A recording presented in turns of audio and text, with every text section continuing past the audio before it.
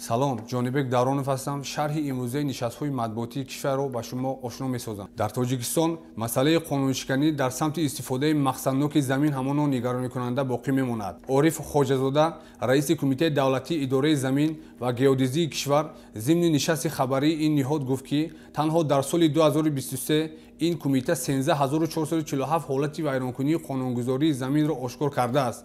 ин шумора нисбат ба соли гузашта 824 ҳолат зиёд аст. Президенти Академияи миллии илмҳои Тоҷикистон зимни нишасти матбуотӣ дар бораи татбиқи илм дар истеҳсолот гуфт. ӯ зикр дошт, ки олимони тоҷик, махсусан муҳаққиқони Академияи миллии илмҳо аз ин пас дар ин самт бештар кӯшиш хоҳанд кард. дар ин росто бо ин мақсад кормандону муҳаққиқони Академияи миллии илмҳо дар соли сипаришуда беш аз 60 корхонаи истеҳсолии ватаниро дидан намуданд, гуфт Қобилҷон Хушвақтзода. дар нишасти донишгоҳи байналмилалии забонҳои хориҷии Тоҷикистон ба номи Сотим Улуғзода дар бораи ба роҳ мондани такмили ихтисоси устодони ин муассисаи таълимӣ дар хориҷи кишвар гуфта шуд.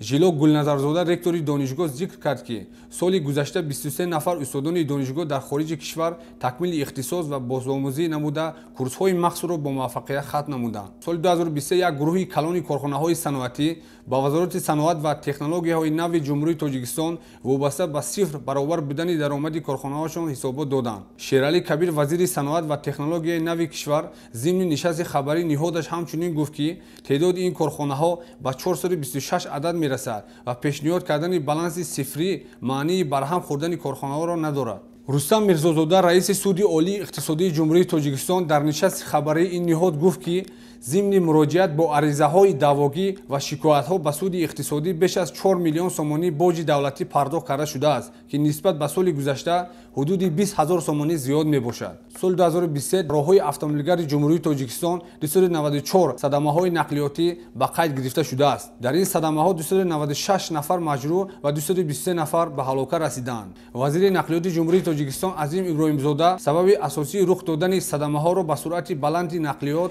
ва риоя нагардидани қоидаҳои ҳаракат дар роҳ аз ҷониби ронандагон рабт дод. шарҳи бештари хабарҳоро дар сомонаи cw.javon.tg пайгир бошед.